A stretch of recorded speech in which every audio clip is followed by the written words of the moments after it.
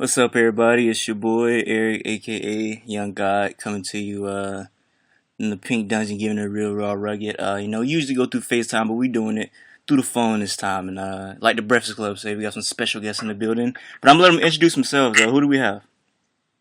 Yo, what's going on, man? It's the Lucas Bros. I'm Kenny, and this is Keith. Keith? Oh, yeah, Keith is right here. Oh, Keith right there. Yeah, I'm right here. Are you guys with each other right now? No. We're a distance apart. Oh man, okay. Well, before we get to everything y'all got going on, tell the people who not familiar with the Lucas Bros, who are the Lucas Bros? This is Kenny speaking. The Lucas Bros are, just a bunch of two dudes trying to make the world a little better by making them laugh. That's it. Nothing more, nothing less. Okay. Well, before we get to all your comedy, your stand-up, and all that, I have to ask because I know you guys do dabble in the wrestling. Did you guys see WrestleMania? Kenny Oh, yeah. speaking, We saw WrestleMania. It's Keith speaking. Yeah. Unfortunately. Unfortunately, were you not a fan? It was alright. I mean, I thought that it was too long. I thought the Shane and AJ Styles match was great, and there were two great matches, and the rest of the matches were, for me at least, were underwhelming. Obviously, I hate the fact that Roman Reigns beat Undertaker. There were just some things that I just didn't agree with, but it was a spectacle. Okay. Was the AJ Shane match? Was that your favorite? Was that favorite match of the night? Either that one or Triple H and Seth Rollins. Okay. Well, you guys have a very laid back sense of humor, and you guys just seem very laid back and chill. Were you guys always like that, or is that just because y'all smoke a lot of weed? Kenny speaking. I think it's a byproduct of studying philosophy. It's a byproduct of sort of trying to be in touch with like your inner peace. Like, I think it's a byproduct of studying psychology and knowing history, but also smoking weed. Like I just don't take shit seriously. The universe is so grand. Like it's so hard to get wrapped up into the things that are so particular to you, and everything's so vast and indifferent. Like I just don't give a shit, man. I mean, I feel like a lot of people feel like that. Well, I'm sorry. What you about to say? Oh no, I was just agreeing with my brother. I didn't have any follow up. Okay, no, I was finna say I was just finna say you guys ever want to do some ignorant extravagant shit like buy some leather pants or some shit just clean it up a little bit. I might buy some leather pants, man. Fuck it, why not? Why not try it out for once? I've never worn leather pants, so I don't know what it would feel like. Yeah, they look very uncomfortable. It's in my life. What do you guys? Is there a thing you guys want to spend your money on as just out of y'all league, just some extravagant, niggerish, some crazy nigga junk? Like y'all ever just thought about buying something that's crazy? What is it? Do you want to go? No, go ahead. I'm thinking now. Kenny speaking. Man, that's a great question. If I had $50 million, I would definitely buy a Rolls Royce. For sure. I was gonna say a wrestling ring, but I don't know if that's a wrestling ring, an all-gold wrestling ring. That's all-gold wrestling ring. Now you got to get a Versace wrestling ring. That'd be crazy. Some crazy you shit. gotta get a diamond-plated belt, right? You gotta go all out, and you have the whole show wrestling matches, That'd be crazy. A lot of people. I asked the fans, do they have any questions? A lot of people were asking this. They were saying, will there be another season to the Lucas Bros moving company? That's a good question. No, there will not be another season to Lucas Bros Moving Company. Okay. I watched the whole season recently, and I think it was pretty cool how you guys incorporated Jake the Snake in a lot of episodes. I'm thinking Jake the Snake is gonna be one time that guy. But this nigga popping up every episode. I'm like, it was just funny. It was funny the way y'all incorporated him. So was that why Jake the Snake? That's why we wondered this whole time. Why out of all wrestlers, Jake the Snake was he the reoccurring character? Kenny speaking.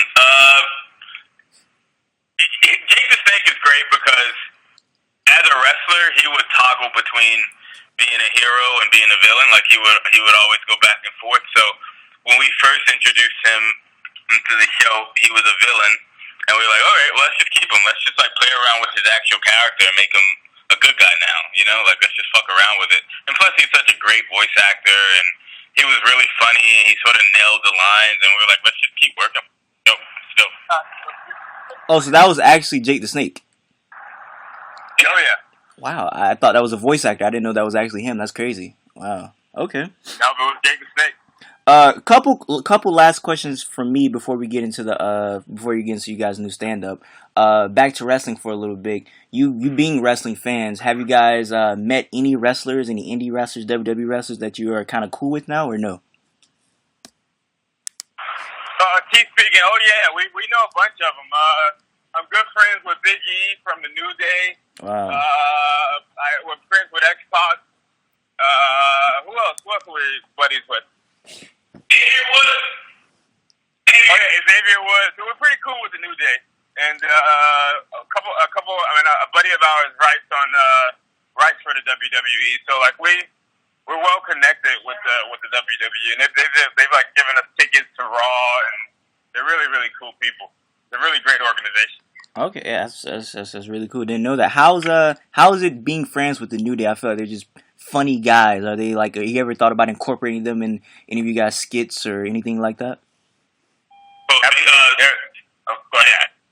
But Kenny speaking, we're developing the project with TBS right now, and a new animated project actually, and we intend to incorporate certain elements from Lucas Bros Moving Co. And one thing that we definitely want to do is use the New Day. I mean, it seems like a match made in heaven.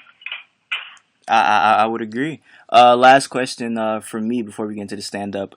I was very curious. I said that I asked somebody this recently. I know you guys are famous, but anybody or any people that you would meet and be starstruck. I said my top 3 would be Kendrick Lamar, Tom Brady, and Shawn Michaels. So who would you guys 3 be? Well, Bret Hart. Bret Hart's number 1 for me. I need 2 more. Obama. I met Obama. I would be fucking. Yeah, Obama would be great. Oh, Michelle. What's that name? Who? Michelle and Barack and Bret Hart. Yeah. Michelle, Barack, Bret Hart. That's great. That's a dope top 3. I can't argue with that. But yes, into you guys' new stand up. It's called On Drugs. I watched it recently, and I like when it's something I like when black people do. I like when black people kind of push push white people to the edge, sort of. And you guys, you don't do that too much in that stand up, but you guys do it enough for it to where I think it's always funny when you can make white people kind of like uncomfortable a little bit, and you guys throw like a little black and white jokes out there. So is that something you do on purpose, or is that just something that just come naturally, y'all? Yeah, I mean, here's my Kenny speaking. Here's my position on. This is not my position, but here's my theory on comedy is like always evolving.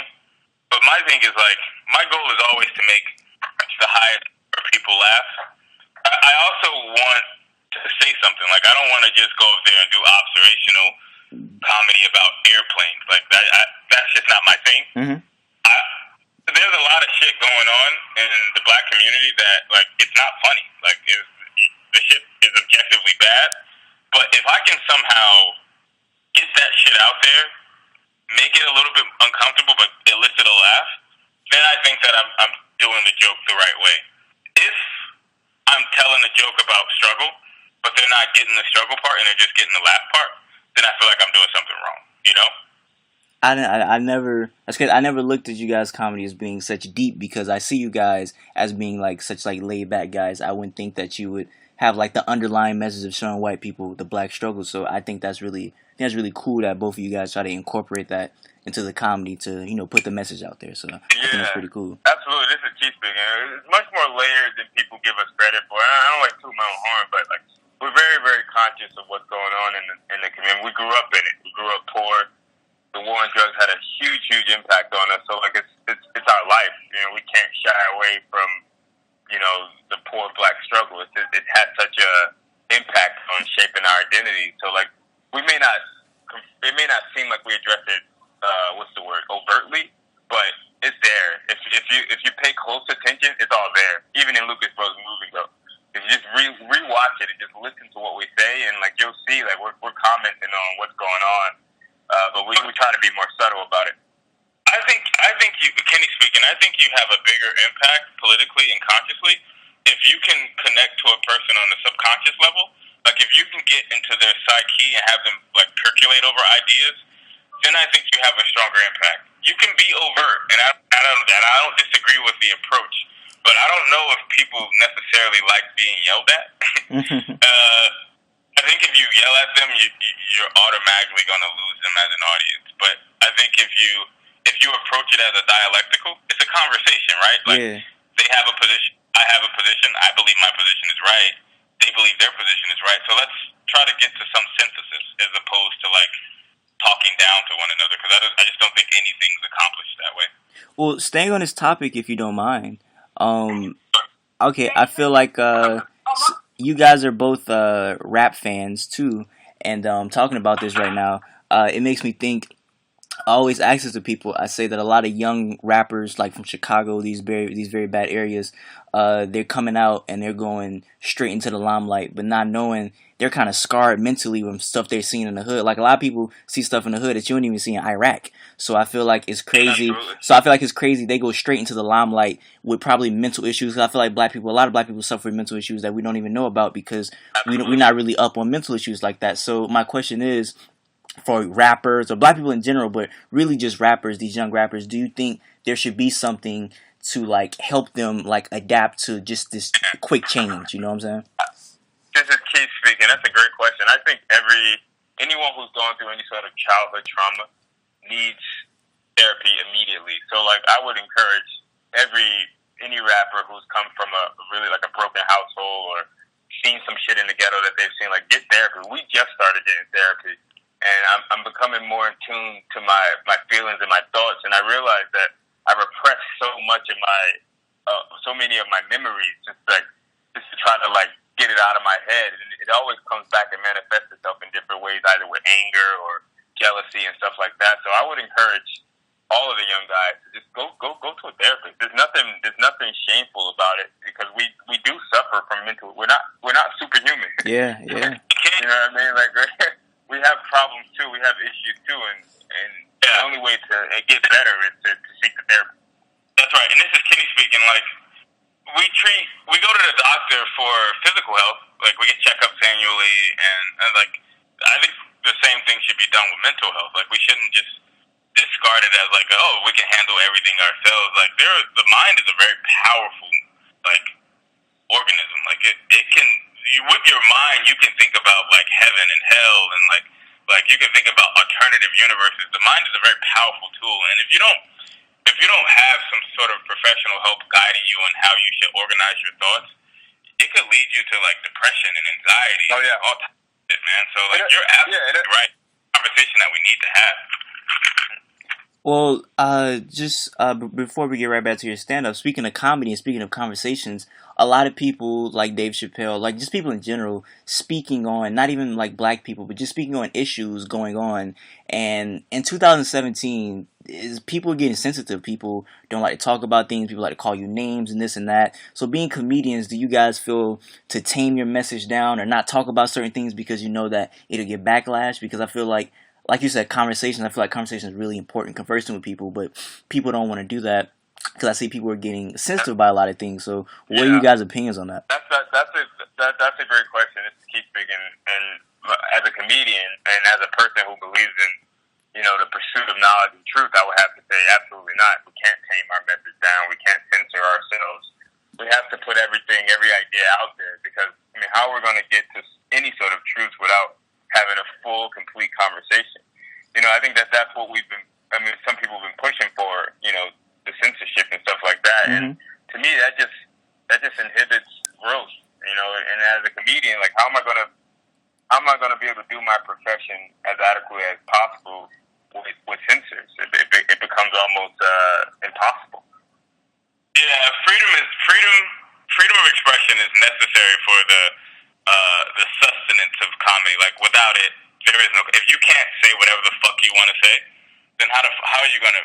How can you tell jokes about anything? Like you have to be able to talk about everything. Like Seinfeld talked about the Holocaust. He talked about Hitler. And this is a Jewish guy, and he talked about everything. So I feel like African Americans, we should talk. We should make fun about everything. Like slavery should be on the table. Everything should be on the table because like nothing should be immune from the comedic gaze. I don't think so. Yeah. And like if a joke doesn't hit, it doesn't hit. But like you gotta have the freedom to at least make the joke. Give me the opportunity to make the joke. If the joke doesn't land, then that's on me. But like telling me I can't even make the joke becomes, I mean, that will ruin the institution of comedy. And this is what Lenny Bruce died for. He died to give us the freedom to say whatever the fuck we want. And you know, I think as a comedian, we have to keep that spirit alive. I agree. Well, before we get into the fan questions and we out of here, I just want you guys to touch more about your new stand up on drugs coming up. Anything special you want to say about it? Anything you want to delve into about the stand up before it comes out? Kenny speaking. I just say it's a very personal special. The idea of it is to sort of track the impact of government policy, the war on drugs, that sort of impacted us in like a multifaceted way. Like not only was it something that we pursued academically and intellectually and like professionally with law, but our father went to prison as a result of, you know, some issues related to drugs. We were born during the crack epidemic. Like my brother went to law school where Richard Nixon went, who started the drug war. So it's like it's just a very symbiotic, crystallized special where everything's sort of just like centered on one topic, but it touches on different ways that particular topic impacted our lives. Okay, well, I agree. Just looking at it, I can agree with that. Just looking at it, because sometimes I can't tell if anything's a joke or not. Because when you talk about your dad going to jail, you guys mention that a lot, and now knowing it's real, it just sees because I see how much you play on the whole war on drugs thing. So, like going back to what you said earlier, I'm glad that you're putting social commentary for white people, black people, Asian people to realize if they're not awoken to the information. So I'm glad you guys take the initiative to do, that such a thing right there, because a lot of people, comedians, aren't doing that. So I got to thank you for doing that. You know what I'm saying? So oh man, we're really appreciative of the thanks too, man. I mean, like doing comedy is fun, but it's not easy, and sometimes doing it the way we're doing it, you can isolate people or alienate people, but we're appreciative of the fact that you recognize that and thank you. Of course. Okay, let's enter the fan questions and we out of here. Creasy asks, I know they're super into hip hop, asking about their top 5 rappers and if there's albums or artists that they disagree on. Jeez. Okay. Fuck. I hate the list is always tough. This is Keith. Okay. Illmatic. Matt Villainy. Those are the two I can come up with the top of my head. Bone Thugs, their first album. Ready to Die. And that's 4, right? It's 4. Yeah. I love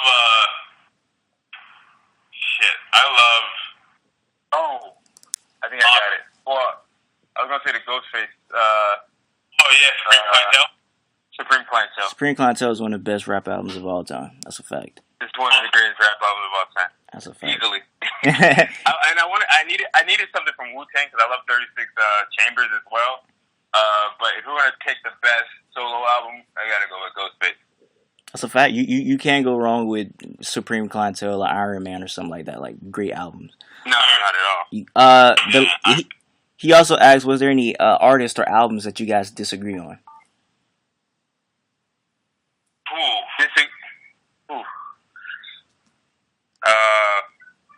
Fuck. Are you're a fan of? I don't know. What are you gonna say?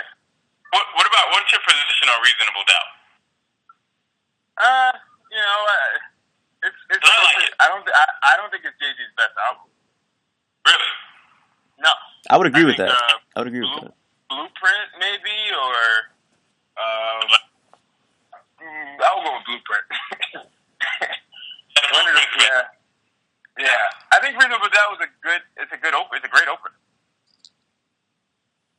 So we're gonna go a reasonable doubt right here. No, I'm gonna go with Wale. I'm gonna go with Wale's attention deficit. Whatever his album. I disagree with that one mainly because it felt like he was trying to make a classic. Okay. You know what I mean? Like, Yeah. he had the kid and get the kid on the album cover, and I don't know, some of it felt just too manufactured for me. Whereas, like, when Kendrick dropped his, it just felt more personal. I don't know. It felt like he was going for that, where he was trying to do what Kendrick did, but it just didn't feel personal enough. I can understand where you're trying to come from. It felt more natural coming from Kendrick outside of Wale. It felt more natural. I don't know. Maybe that's just my biased opinion. I don't know. Okay. Maybe I just like Kendrick more than Wale, but I don't know. So I'm assuming you ready for the Kendrick album that's gonna drop coming up. Oh yes.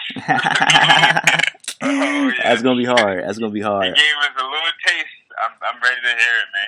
He's the best one out right now. I agree. That's my favorite rapper right He's now. one of the best. He's top 5, I think, ever.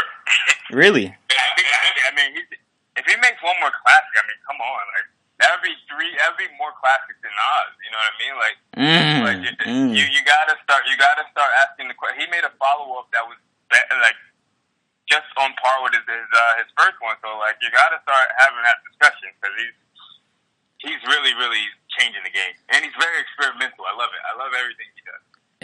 I'm surprised you said he has more classes than Nas. You being from New York, I don't think the streets gonna like that, man. I don't know about that, man. I'm not saying he has more classes. I'm saying like if he drops another classic, that'll be 3 classics in a row. That is a Nas fact. didn't do that. That is a fact. You know what I mean? That Nas is a didn't fact. do that. That is a fact. That'll be a fact. Yeah, he didn't drop 3 classics in a row. You're right. He dropped. And I think if he came out with a third one, he would have had 3 classics in a row. I mean, Kendrick's. I mean, I don't know. Okay. It's hard to drop classics, man, and like I don't know. It is. I mean, I would imagine the same thing with comedy. It's hard to come up with classic material every stand-up, you know. So I would imagine it's the same like that, right? Ken Bishop. Absolutely. Yeah, Ken Bishop. Next question. He asked, you guys talk about basketball a lot. Are you any good? I like to believe, this is Keith, I like to believe that I can hold my own on the court. I shoot really well. I'm not the best ball handler, but when we're together, we play really well together. So, ball IQ, man. I do all the things I do everything okay, but because of that, I'm a pretty decent player. Yeah. Okay. I always say to people I interview that's good in basketball, if ever we meet up one day, I would love to watch you in basketball. So if you're taking that challenge right there, just throw that out there. If we ever meet. Down. Hey. Totally down. All right. We'll see about that. Last question from Young NATO. He said, big fan, think your show is hilarious, but I have to ask, who's your favorite porn stars? I love Jada Stevens. I think she's great. Jada Stevens she's the best. What's the Asa? What's her name? Asa Akira? Asa Akira, obviously. I mean, I got to think about this because porn is great. I mean, I love their philosophies on life in general. Like, it seems like there's a lot of freedom and they believe in liberty. So that's one thing I love about them. But I'm trying to think who. Jada Stevens, I think. Jada Stevens is my favorite. Yeah, but without a doubt, she's fantastic. You guys even share the same favorite porn star. That's crazy. I mean, she was the first person that came to my mind. She smokes weed. She seems free. Like, she's dope as fuck. That's crazy. Anything else you got to say before we get out of here? Yo, I think this has been a great interview, man. You're asking some really dope questions. I really appreciate it, man. And yeah, let's do that basketball thing, man. Do you play? Man, I will sauce both of y'all niggas up, man. I'm really out here in the basketball. But no, I really. Where do you normally play?